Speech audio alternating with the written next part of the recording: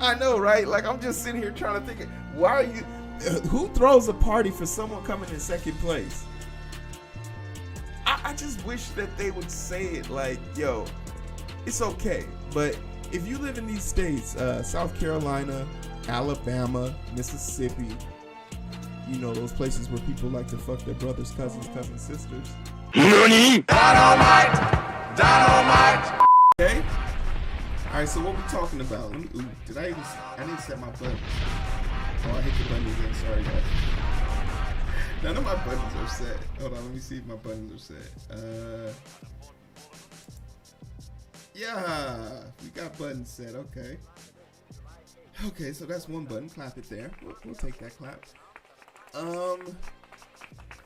Hey, how you guys doing? My name is Heero. This is the Identity Booth, and this is the part of the show where we talk about the things I forgot to tell you last week, but it's really 2 weeks.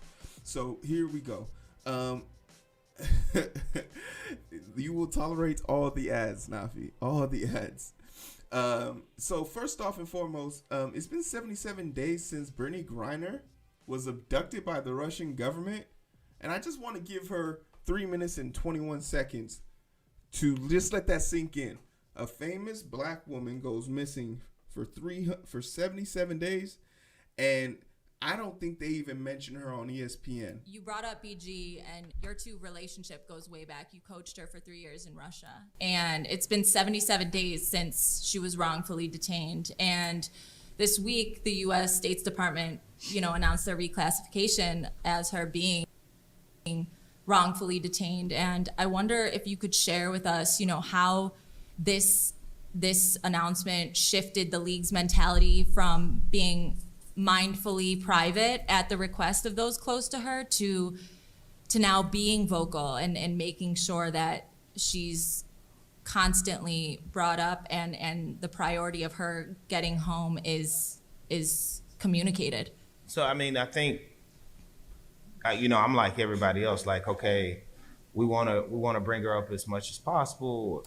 But I understand in the beginning when you talk about strategy, and the most important thing is, even more than awareness, is that she's safe and that we're doing the best thing to bring her home. Mm-hmm. And so from what I understood is at certain junctions of this 77 days, it was about, hey, let's go about this a certain way. Mm-hmm. And so now it's a different tactic. And so we're going to do whatever we can to bring her home, and the WNBA is going to do whatever they can. And, we have confidence that our government is going to do whatever they can to bring her home safely. I don't trust the government to bring her home safely. Of course, we wish it was yesterday. Mm-hmm. We wish she wasn't ever detained. But just the person who she is more than basketball at this point. She's a human being with a family that really cares about her, and a WNBA family that really cares about her. And she's, one of the faces of our league. And I've coached her for 3 years. She's one of my son's favorite people. Like, she was there at 2 of his birthday parties, and, he knows her very well, and she brings him gifts, and, she's a gentle giant. And so, to actually wrap your head around that she's in a place where she's being detained and she's not comfortable, that's heartbreaking. And so we're going to do whatever we can to support whoever we need to support to help get her home. And we hope that our society can understand that this is a pressing issue that needs to be addressed. And whatever we need to do, we have to do it. Absolutely. Clap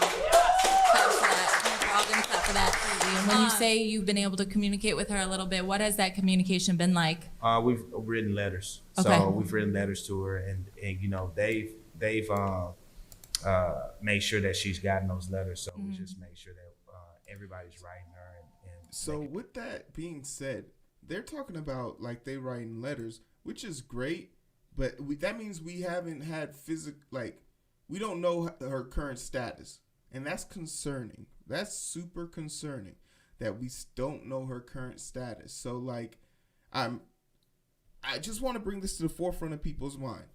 a world-class athlete, an Olympic gold medalist, is being detained illegally by another country currently invading another country.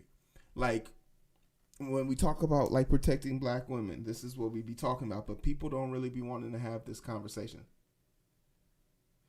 And to Nafi's point, I'm skipping over the parts part. If we literally paid women of her caliber an equivalent wage, she wouldn't have to do the things she's doing. Bring her home, 77 days and counting. If this gets to 100 days, we have to, like, this needs to be escalated. But it's going to be hard to escalate things when we have situations like this. An Indiana GOP candidate wins the primary election from jail on murder charges. This person cheated on his wife. This person cheated on his wife, was cheating on his fiance, who I believe had cancer. So this guy's like the worst type of scum. He kills her and dumps the body, and he admits to this. Like this, he might be up on charges right now. But he's already admitted. He's just waiting for his sentence at this day. And somehow in this podunk, honky-dory ass town in the middle of nowhere of Indiana, 64 people voted for this guy, and he won. So he'll be on the ballot, and there's no way to remove him. And he's obviously a Republican, so you know that this is like going to be a troll thing for the GOP. I do believe he can win this. It's for a minuscule thing, but once he's sentenced, they'll have a special election. But it's just a waste of tax dollars, and it's just an indictment on the Republican Party, because people like this are allowed to run, right? People like this are encouraged to run, put their name on a ballot. But it's not like the Democrats are doing much better. Joe Biden has a message for us. It's hard to make this up. We always used to fight like hell. And even back in the old days when we had real segregationists like Eastland and Thurman and all those guys. But at least we ended up eating lunch together. Things have changed. We got to bring it back. So there is our president. And like I said, a lot of people misconstrue the reason why Joe Biden's in office. Remember, we did this as an escalation because we literally watched the Orange Oompa Loompa try and take over the country by force. So this was just the ultimatum. Back in 2016, I didn't do the right thing. I didn't vote for Hillary. I wrote Bernie Sanders' name in, and I'm paying the consequences for it today. Roe v. Wade is going to be taken out because of people like me today. But stand here now knowing I would rather vote for dust. If Joe Biden is on the presidential ticket for the Democrats, I would have rather voted for the dust we will use to bury his casket than vote for him. That's just it. If he's on the ticket, I'm not voting. To hell with it. Me and my family are now at a point in our lives where we have rich people problems. And I'm okay with those problems. I'm okay with those problems now. Because we did what we were supposed to do. We voted for them. They had the House. They had the presidency. And they let it, and they could end the filibuster right now with the Senate. But they failed us, right? They failed us. So I don't know. I don't know what y'all want from me. I gave it everything I had. Hopefully we come up with a better plan. Susan Collins is a GOP's person, and she called the police because someone wrote on her sidewalk, "Susan, please, Mainers want..." I have no idea what this even means. What does it say? Police respond to a scene but found that it was a message wasn't threatening and therefore no crime was committed. Bangor Police Department spokesman Sergeant Wade Better said in a statement. Man, we all voting for Jesus because anything could happen, basically. Basically, Susan Collins got mad because someone wrote something about, like, ratify. It's basically a message to ratify abortion rights. and she got mad. She called the police, and I want you guys to know this. She saw someone protest. You are allowed to protest against your voted and elected officials. You have a right to air your grievance to them 24 hours a day, 7 days a week, because you pay them. You pay them their salary, and if they don't do what they're supposed to do, you have a right to investigate that at to the extent of the law, right? But she used political violence to try and get someone sent in jail, criminally charged for making a threatening statement. Look at the hypocrisy we're dealing with, right? Look at the bullshit that this is being comparative to, because what she's trying to do is normalize calling violence against protesters. And this is unacceptable. This is something that would wash away in 2 days. Wash away if you went out and got your damn hose. Susan Collins is a virus. I want you to think of the worst football team you can think of. Like the worst defensive football team from last year, right? Maybe the Atlanta Falcons. Atlanta Falcons were pretty bad last year. In fact, the Atlanta Falcons have been pretty bad since they dropped a 17-point lead to Tom Brady. I think the Atlanta Falcons, pretty bad defense. I want you to watch this video.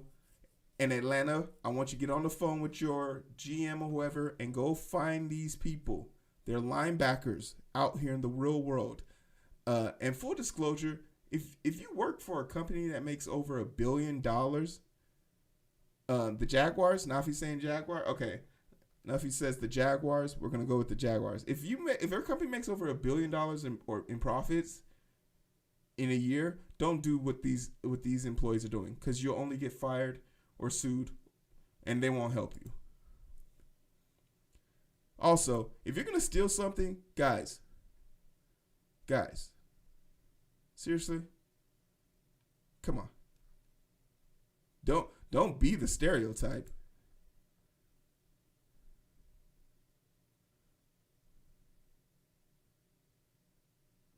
Also, get in the weight room. Those cords snap with 65 pounds of pressure. Come on. 65 pounds of pressure. Get in the weight room, guys. Watch these two idiots. Now watch this defensive front. Look at this. Diamond formation. They were ready. I want y'all to look at this right here.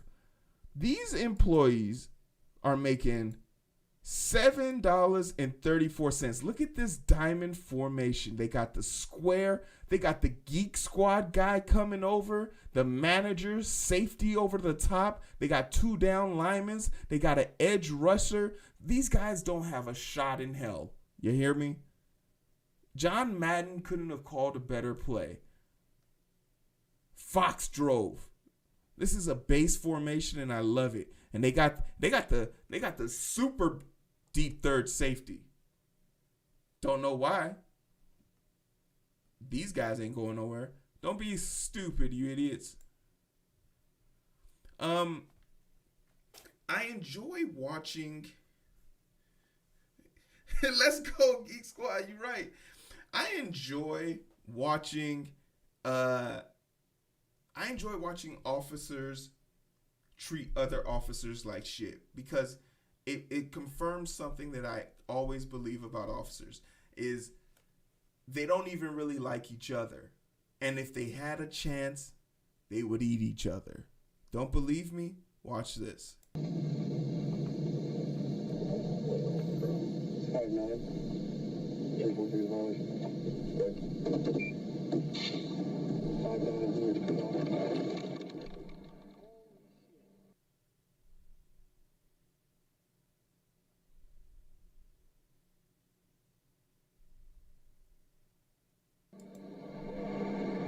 Well, first of all, I don't know why you're dumping out like that on us.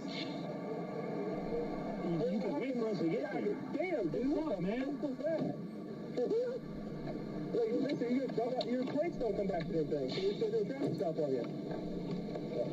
Where you at, bro? Colorado. I'll be taking Robbie. Okay. Don't do that to us. Get the fuck out. Why? I'm in a police uniform. Yeah, but do we know that? I don't know who you are. All right. I'm going off. He called him bro.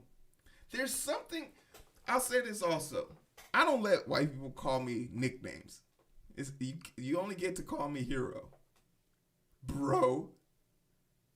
If I don't know you as a white person, you don't get to call me anything out of turn. Because for them it's a form of disrespect. It's not a form of endearment or nothing like that. Nothing at all. It's crazy that this dude introduced himself as detective. Detective. Furthermore, the stop was illegal because he openly admits. He openly admits, we pulled you over because we ran your plates. You don't just get to have free discretion of running people's plates wherever you go. They have to commit an articulable crime. They have to commit a crime first. Something that you can articulate past suspicion. Right? They called this man bro. Listen to this. He's a detective, meaning he's earned his stripes. He's done what these idiots are doing and did it successfully. You can wait for us to get here. Damn, dude. Come on, man. What's that? Look, listen, your plates don't come back to that thing. So you're still doing a traffic stop on you. Okay. Where you at, bro? Bro, like, and then listen to them at the end. I'm in a police uniform. I don't know who you are. I'm going off. You said Detective Robinson? Yeah. Cool, man. All right, have a night. Holy shit, man. Maryland's like being in patrol, dude. Then listen to this. Dumbass.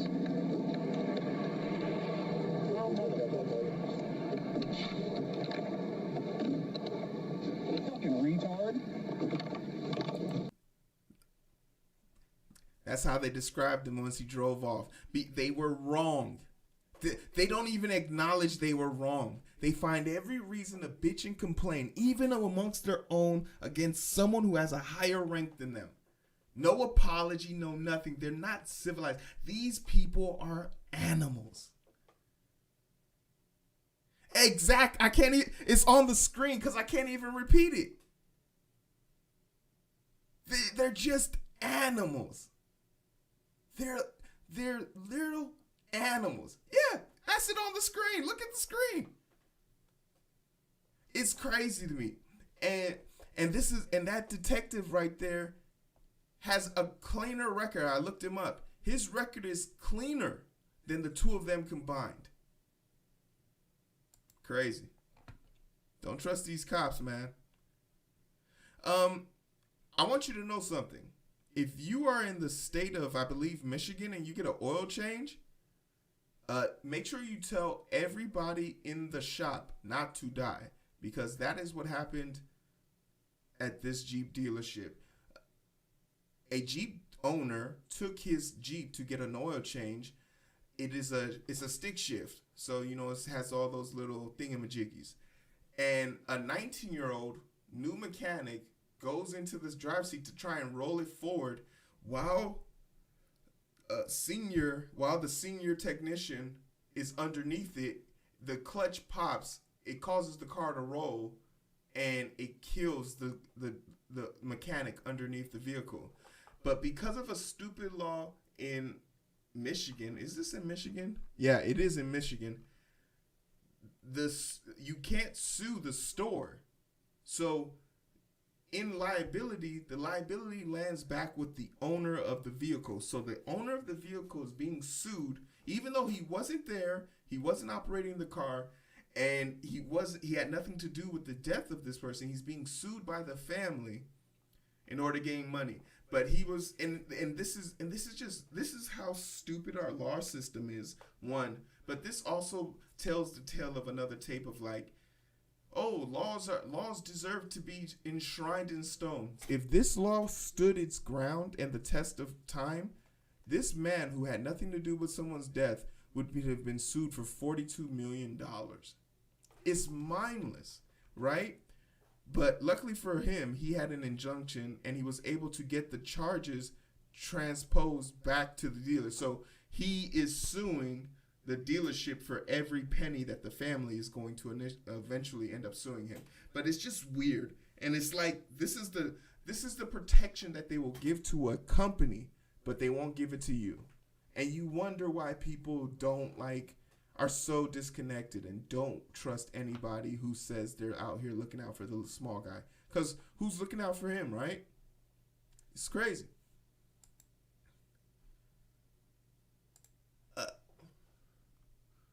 Oh, no. I don't know what this story was. Oh, this was about Greg Abbott and the border. Texas border stop trucks.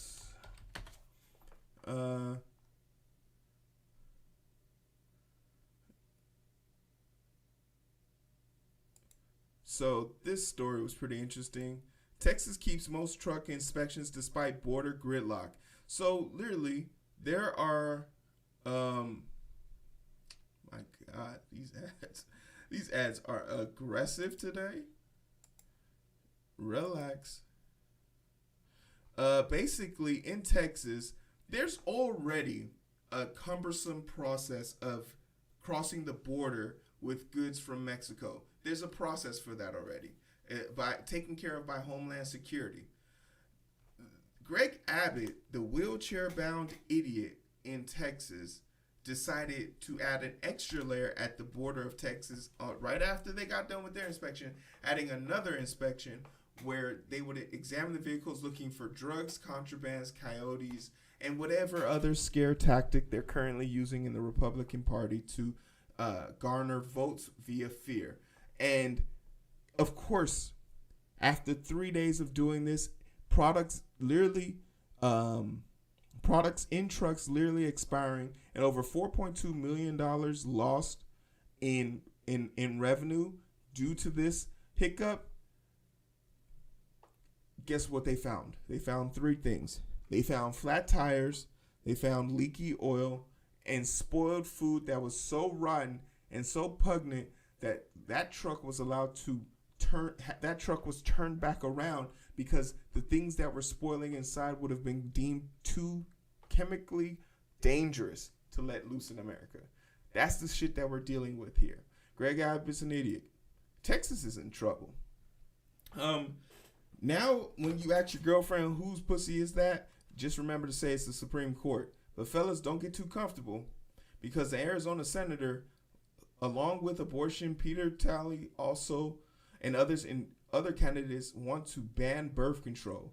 And you're probably thinking to yourself as a guy, yeah, birth control. I don't take pills like that. Well, when you scroll down and read what he defines as birth control, it's not that hard to see because of his Catholic religion. I'll do it easier for you. Yeah, there it is. Masters identifies himself as a Catholic father of 3. Campaign site the Catholic Church has had an official ban on artificial birth control methods, including condoms. So he's interested in stopping the sales of condoms in stores in Arizona. And man, we start to look more and more like Saudi Arabia and the Sharia law bullshit every day. And I think that's just really what, these white conservative, Christian, evangelical, Catholic, whatever people want out of life. They just want to be bullies of their religious ways. They want to impose themselves no matter the consequences, right? No matter the consequences, they're going to try and make sure that their way is viewed by everybody. It's crazy. Resurrection and Restoration. This is a great story about Morris Brown College, who regained its certification after after not having accreditation for 20 years or something of that nature. And it's just really good to see, because for all the people that don't know, Morris Brown, that's where Stomp the Yard was filmed, right? Like, that's where all these, and it's the only truly only HBCU, yeah, it's the only all black HBCU that is in Atlanta, in Georgia, being and I know you're saying, what about Morehouse, what about Spelman? Those were founded by like the federal government. This was founded by black segregationists who made their own college. And with a surprising notice, reinventing how school should be done, as 80% of their graduates graduate with less than $10,000 of student loan debt. That's incredible. I'm happy to see this accreditation come back. I'm also happy to get them back into the HBCU Hub House. It'll be really interesting to see how they progress and move forward. I hope they have a banking homecoming next year, because I would definitely go.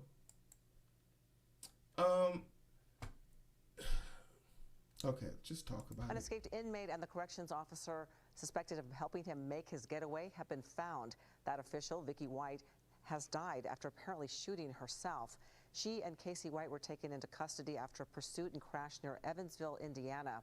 It all started 10 days ago and hundreds of miles away in Alabama, when she told coworkers that she was taking Casey White to a court appearance.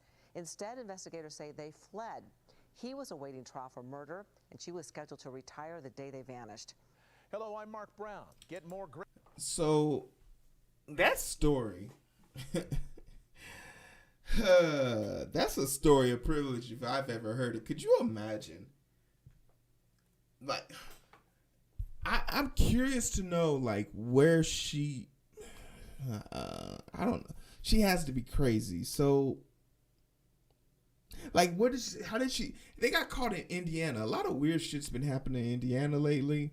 I'm happy I'm not as close as I used to be. But this is mindless self-indulgence from two perspectives. One,